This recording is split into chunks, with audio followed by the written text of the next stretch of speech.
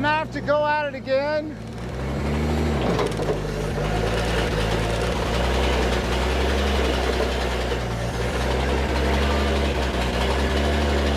Oh, chocolate! Yes! That's a win! And I didn't hit the building!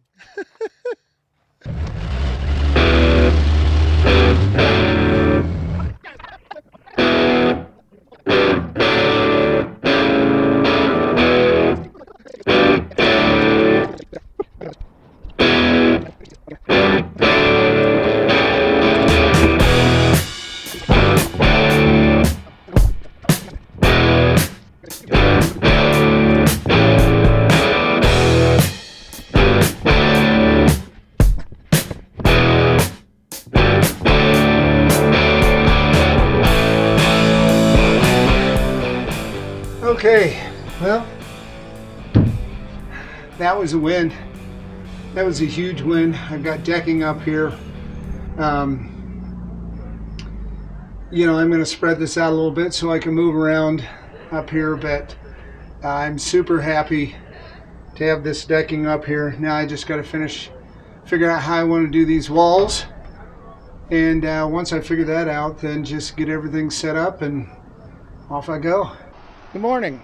It's been a couple of days since I've done any recording. I've actually done some work and some figuring out on how to deck this floor off camera.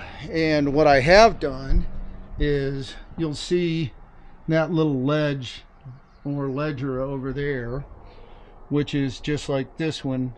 It's that little stem wall that I built. And then you'll see the chalk line here. I snapped that off at 8 inches, and then this grew to 9 inches over in here, and then back to 8 inches on that far corner, which effectively means, like I had said, that the building goes out a little bit. So what I needed to figure out was, did the back of the building back here do the same thing? And if it came this direction 2 inches, then the whole middle of the building would need to be pushed this way. But it does not. It's straight. And what that means for me is that I have to manage this 1-inch bow on the front here and figure out how I'm going to handle that. So that creates a couple of problems. I'll come to that in a second. And then also here, this is not square right in here. So I'm going to have to deal with that as well. I've talked about this before. The building's old. You know, it's, I'm guessing well over 100 years old, and that's a guess. And it's not square. Never expected it to be, but that creates some issues. And the better job that I do right now of dealing, or of coming up with a plan to deal with these issues, the easier it is once I start putting the walls up. Also, this roof, as you can see, is just shot. And this actually pops off pretty easily, so you know, pushing these out won't be hard. And then pulling the roof down will just be really dirty, but not super tough once I have the deck on. But I digress. So what happens is, because this front wall isn't straight, not a big deal to build this in sections, you know, to build 1, 2, 3 sections, but the wall's going to bow out.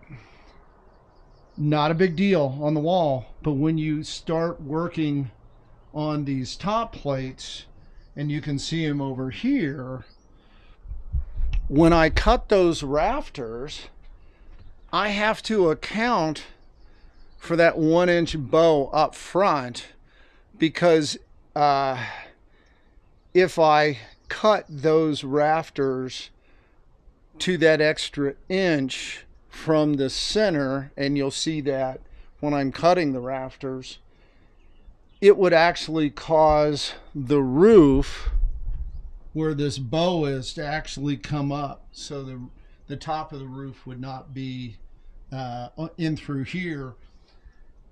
It would not be level, so the roof would have a crown on it where this is, and I don't want that to happen. So what I've been trying to figure out is the best way to handle this, and what I've come up with is I'm going to deck this off. I'm going to let the sheets run wild, meaning over the edge, and then if I can frame this wall straight and get it sighted the way I want, I'll do that. If not, then I'm going to have to compensate with these 2 or 3 rafters that will be in this center section here where it's an inch farther out, and I'll just have to cut those differently so that how high they come off of the top plate matches everything else, which means they'll have to be cut differently and just kind of hand figured out.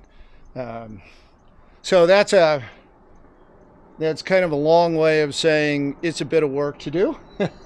But with that said, what I have done is I've come down here and I've snapped a line. I don't know if you can see it going all the way across there.